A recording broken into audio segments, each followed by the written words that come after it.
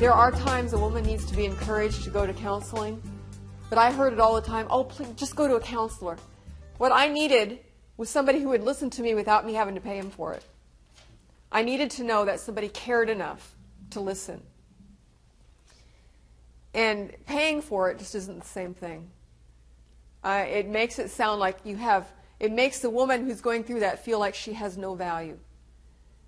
I'm just not worth anything or not enough for anybody to care enough to listen. I have got to pay them to listen. And by listening, then it's also, to walk with me, to experience it with me. And then if somebody says to that woman, go to a counselor, when she's going through a crisis, can she call you? Because you've already let her know that you really don't want to deal with it. Go to a counselor. So you're kind of out of the ballpark here. You're not really welcoming her sharing. Yes, there are times to delegate. Yes, there are times that this person really does need to go to a counselor. But I think today we're over-counseling people. And I don't mean any disrespect to you being a counselor. Yes.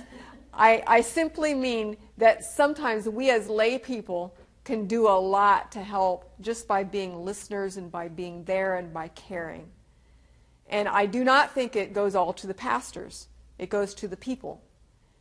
One of the books that I read indicated that for each woman who's dealing with abuse, ideally you need 5 people who will be there for her, because it's too much for one person to do.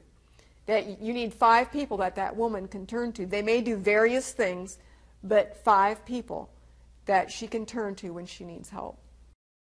The answers are really technically very easy, but because of society and because of our beliefs and because of our own fear, it's very intimidating for an individual to say, to deal with these things. It's been intimidating for me. Yes. Because I have to look at something that's very painful and difficult. And it's intimidating and it's isolating, but just a little bit of effort makes a big difference. So I'm smiling because, you're touching on that. It's easy. It should be easy. One of the things I think that's so hard for people who help is that it's so painful. And I'm thinking stuff like, you don't want to hear it for half an hour.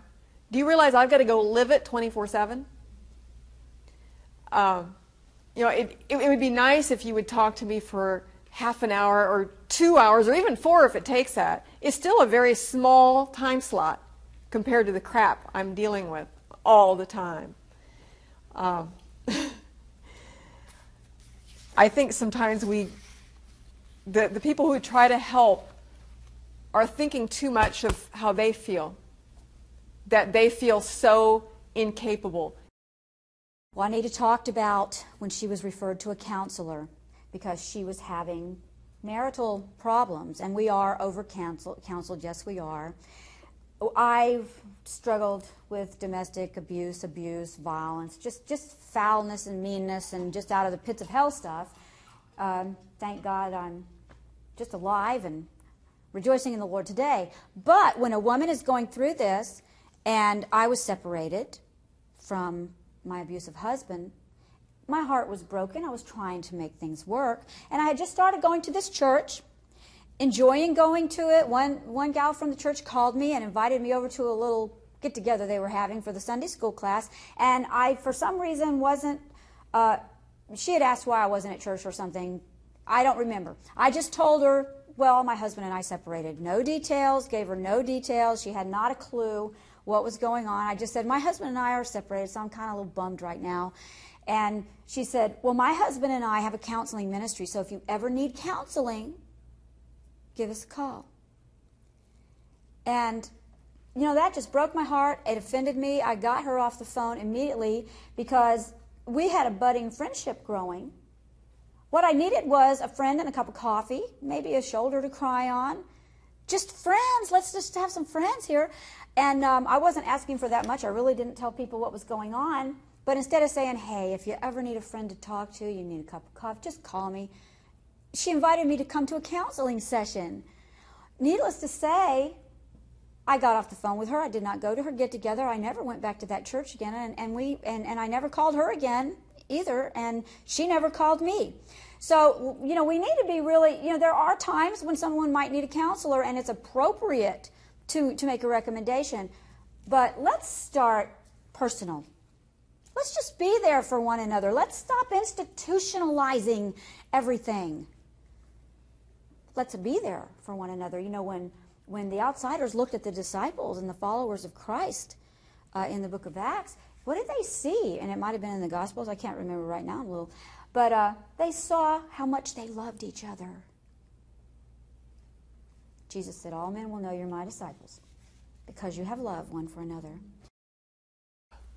First of all, put yourself in her shoes. One of the women that helped me the most, who was not working for the domestic violence shelter, said she took the time to think what it would be like for her and her family if her husband was treating her like my husband was treating me.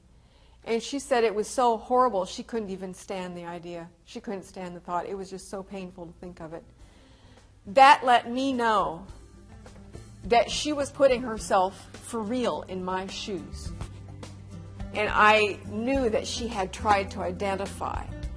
That kind of identifying and validating what I was experiencing had a healing aspect that I wouldn't have had otherwise.